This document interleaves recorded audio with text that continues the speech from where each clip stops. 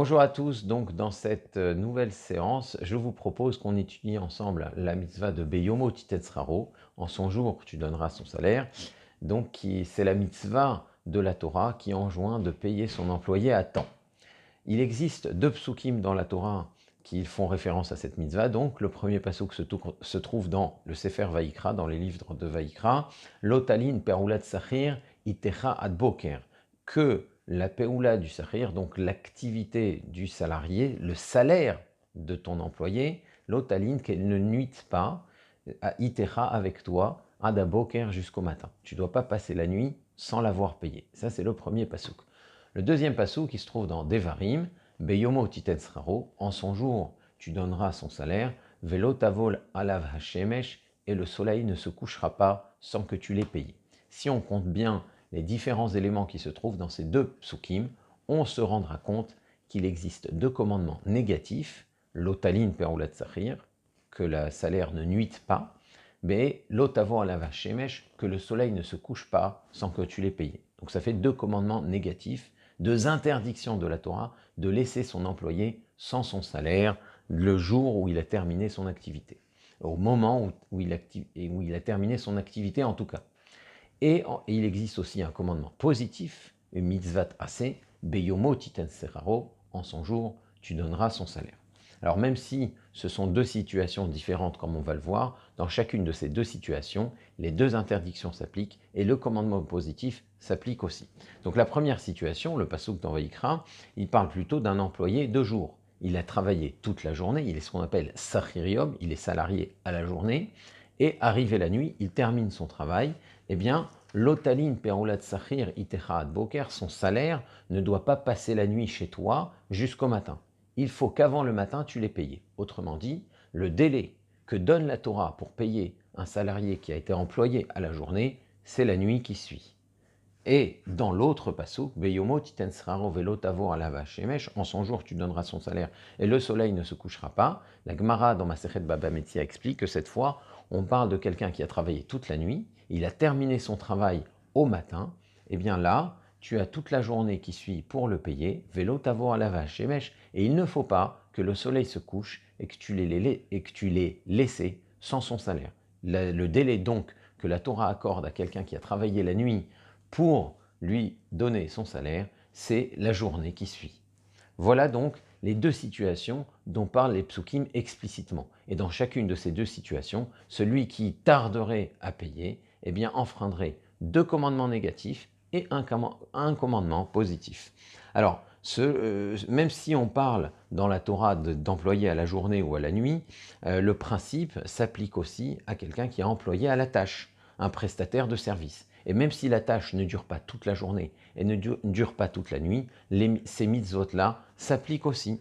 Donc on peut, par exemple, si on parle d'un artisan qui vient réparer un objet ou qui vient faire une installation, s'il termine cette installation dans la journée, eh bien on a jusqu'à la fin de la journée pour le payer. Parce qu'effectivement, ce n'est pas une question de délai, c'est pas j'ai toute une journée pour le payer, j'ai pas toute une nuit pour le payer, j'ai jusqu'au matin ou jusqu'au soir. Donc s'il termine son installation, sa réparation pendant la journée, eh bien j'ai jusqu'à la fin de la journée pour lui donner son salaire. Il est venu chez moi, il a réparé un objet, eh bien j'ai jusqu'au soir pour lui donner ses sous. Et même chose, si je fais travailler quelqu'un pendant la nuit, je fais venir une babysitter pour une soirée par exemple.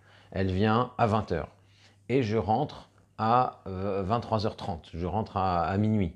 Eh bien là, j'ai tout le reste de la nuit pour la régler. J'ai jusqu'au matin pour la régler, pour pouvoir en tout cas réaliser la mitzvah de Beyomo Titetzrao et ne pas enfreindre les deux interdits. Donc même si ce n'est pas toute la journée et si ce n'est pas toute la nuit que ces travaux ont été fournis, que ce travail a été fait, eh bien le délai est le même. C'est jusqu'au matin pour un travail qui est fait de nuit et jusqu'au soir pour un travail qui est fait en journée. Alors, le délai, effectivement, dont on parle dans ces psukim et dans les situations qu'on vient d'évoquer, c'est un travail qui est à la journée, qui est relativement court. Mais si un employé est employé au mois ou à la semaine, eh bien, quand il termine son mois de travail pendant la journée, Pour la Torah, c'est la même chose. Vu qu'il a terminé son mois de travail pendant la journée, eh bien j'ai jusqu'au soir pour le payer.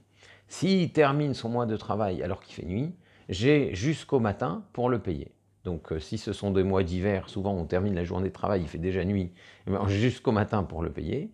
Et si ce sont des mois d'été, en général quand on termine la journée de travail, quand on est employé de bureau, eh bien, il fait encore jour quand on sort du travail, eh bien je dois payer ce mois de travail avant le soir. Donc en été, j'ai un peu moins de temps peut-être. J'ai un peu moins de temps. Alors, ces mitzvot spécifiques concernent l'employé ou même un prestataire de service. Ça peut être un pressing, ça peut être une réparation, etc. C'est uniquement dans ces cas-là qu'on parle de Beyomo Titensraro, mais s'il s'agit de l'achat d'un objet, eh bien là, ça ne rentre pas dans Beyomo Titensraro ou dans l'Otalin Peroulat Sahir. Là, il ne s'agit pas d'un employé, je n'ai pas payé quelqu'un pour le temps qu'il me consacre pour son travail, mais pour l'objet qu'il me vend. Alors à ce moment-là, on ne rentrera pas dans les halachot de Sahir, mais dans les transactions et le commerce. Alors les interdits de Baltaline et de Lotavo ne s'appliqueront pas, mais les règles de Onaa, par contre, pourront s'appliquer, ou les règles de Halva, les règles d'emprunt, si le commerçant veut bien me faire crédit. Donc on parle d'autres règles à ce moment-là. Ça ne veut pas dire qu'on a le droit de prendre tout son temps ou quoi que ce soit, mais ce ne sont pas les mitzvot de l'Otavo et de Baltaline, de Beyom Titensraro qui vont s'appliquer, puisque là, c'est un objet qu'on vend et pas un service. Le lave s'applique. L'interdiction de tarder à payer l'employé s'applique dès que l'employé exige son dû. Si il dit bon, c'est pas grave, tu peux me payer plus tard, paye-moi quand tu veux, dans la semaine, etc. Alors là, le lave ne s'applique pas puisqu'il n'exige pas son argent. Mais par contre, s'il exige son argent et il dit paye-moi, j'en ai besoin, alors effectivement, tout de suite, l'otaline peroulat sachir et techad boker et l'otavo à la shemesh, ces interdictions s'appliquent. Et si on a malgré tout enfreint l'interdiction, on peut se dire, bon, bah ça y est, le délai est passé, la nuit est passée, j'ai transgressé la mitzvah, c'est terminé, la mitzvah tassée n'est plus là. Malgré tout, plus on tarde à payer son employé, plus on enfreint quand même un interdit des rabbanan de laisser tarder le salaire de l'employé. Donc ça veut dire que même si on a transgressé la mitzvah de la Torah, il y a quand même une mitzvah des rabbanan de payer le plus tôt possible. Donc, on ne peut pas dire une fois que c'est fait, c'est fait. Il y a un détail important qui peut aussi avoir des conséquences. Si on confie un objet sur lequel une prestation va s'appliquer, par exemple, je donne un costume à nettoyer, je donne une montre à réparer, je donne une machine à réparer, eh bien la mitzvah de payer le prestataire commence dès que je récupère l'objet. Tant que je n'ai pas récupéré l'objet, je n'ai pas la mitzvah de Beyomo Titesraro. Donc si je viens récupérer mon costume à 13h, même si le costume a attendu là-bas une semaine, vu que je l'ai récupéré à ce moment-là à 13h, j'ai jusqu'à la fin de cette journée pour le payer. En général, on paye sur place, bien sûr. Mais en tout cas, d'un point de vue de la Torah, la mitzvah est jusqu'au soir. La mitzvah de Beyomo Titensraro et l'interdiction de l'otaline et de l'oyavo à la vachemèche s'appliquent à ce moment-là. J'ai le droit, d'après la conclusion du bureau halacha, de laisser attendre l'objet chez le prestataire pour ne pas avoir à le payer immédiatement. Alors évidemment, c'est pas parce qu'on a le droit que c'est bien, mais en tout cas, on n'enfreint pas la mitzvah de Beyomo Titensraro et on ne fera pas non plus les commandements négatifs, puisqu'on a attendu avant de récupérer l'objet. C'est seulement au moment où on récupère l'objet que là, la mitzvah commence à s'appliquer. Alors, la question des prestations qui apportent des pièces et des main-d'œuvre, eh bien, sur la main-d'œuvre, c'est les mitzvot de Beyomo Titensraro et de l'otaline qui vont s'appliquer, tandis que sur la pièce, ce sont les règles de commerce qui vont s'appliquer, puisque là, on vend une pièce. On vend aussi de la main-d'œuvre. Pour la main-d'œuvre, c'est Beyomo Titensraro, et pour la pièce, ce sont les règles du commerce. Alors, dans l'ouvrage Ahavat Chesed du Chafetz Chaim, le Chafetz Chaim, donc l'auteur du Ahavat Chesed, rapporte que pour une location aussi, il y a la mitzvah de Baltaline.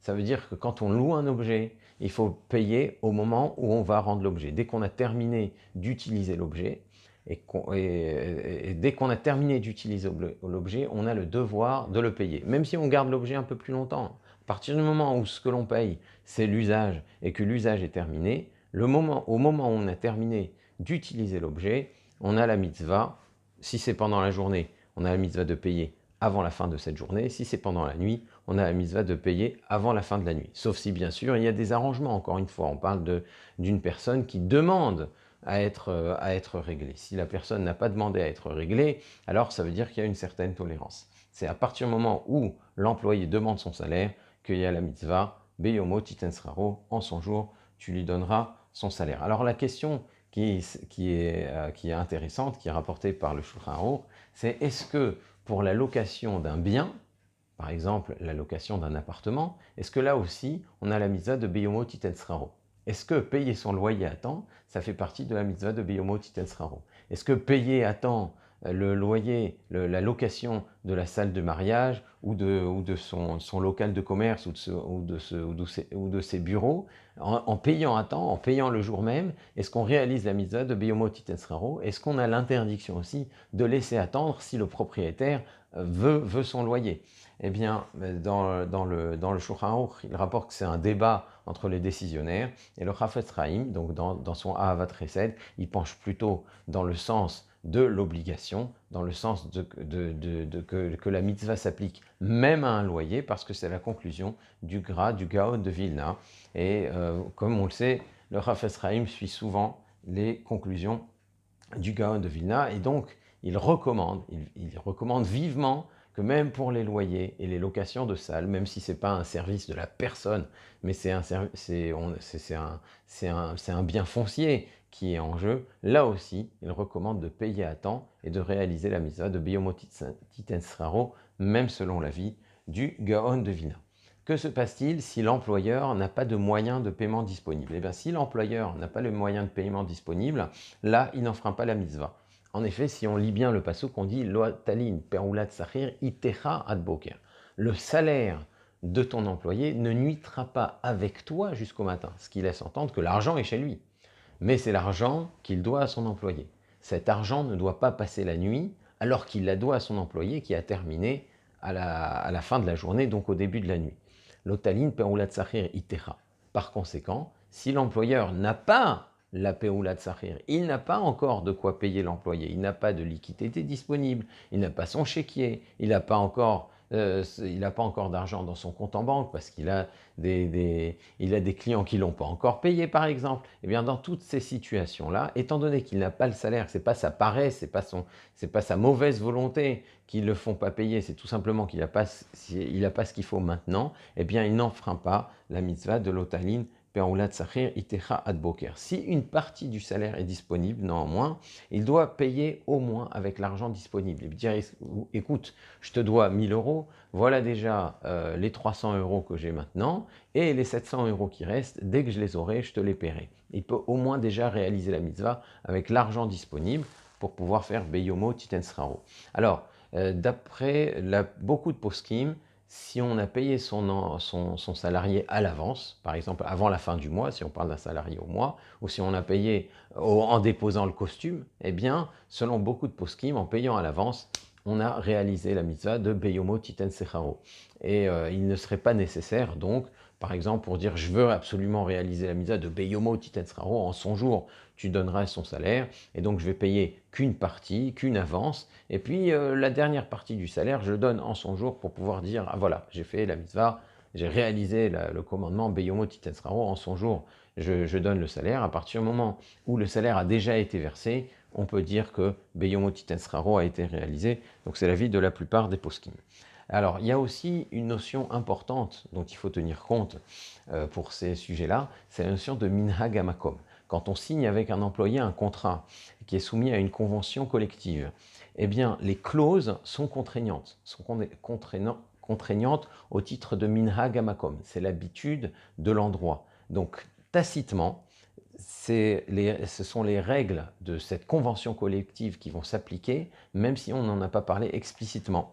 Et donc, puisque de nos jours, les conventions prévoient pour l'employeur quelques jours du mois suivant, 10, 12 jours en fonction des pays, pour payer ses salariés, eh bien le patron qui réglerait les salaires dans les premiers jours du mois suivant, il n'enfreint pas l'otaline perulat sachir itera boker, il n'enfreint pas l'otavo à la vache shemesh, puisqu'il y a des clauses qui ont été prévues par son contrat, et même si on n'en a pas parlé, étant donné que c'est la loi du pays, eh bien c'est ce qui s'applique. Et le salarié il ne peut pas porter plainte contre son patron et dire non, c'est Beyomo Titensraro, et tu me payes le 5 du mois au lieu de me payer le 30, et c'est pas normal. Étant donné que c'est ce qui est prévu par la loi du pays, le patron est dans son droit. Mais par contre, il faut savoir qu'en tardant, il a loupé le commandement positif de Beyomo Titen Serraro. C'est-à-dire, c'est vrai qu'il est dans son droit, parce qu'il y a une tolérance de la loi du pays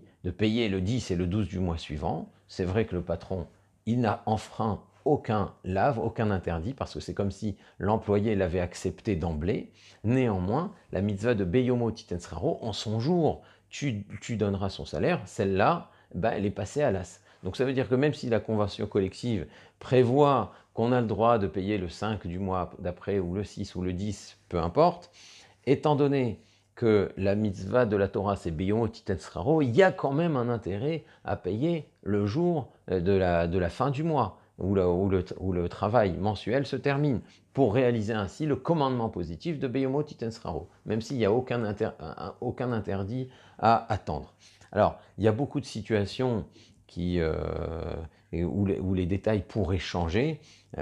Par exemple, si le recruteur, c'est pas le patron, eh bien, si l'accord a été fait avec le recruteur et que le patron, lui, n'a pas rencontré l'employé, là, le recruteur peut dire oui, mais c'est pas à moi de te payer, c'est pas moi le patron, et le patron peut dire oui, mais c'est pas avec moi que tu t'es arrangé. Donc à ce moment-là, personne n'enfreint ni Beyomo Titensrao, ni Lotalin Peroulat Sachir Itecha Ad Boker, puisque ce sont deux personnes différentes et que chacun peut renvoyer la balle à l'autre. Alors ça ne veut pas dire que tout est permis encore une fois, mais les lavim de la Torah et les commandements positifs de la Torah ne s'appliqueraient pas. Effectivement, celui qui a recruté, c'est pas lui qui est en charge de payer.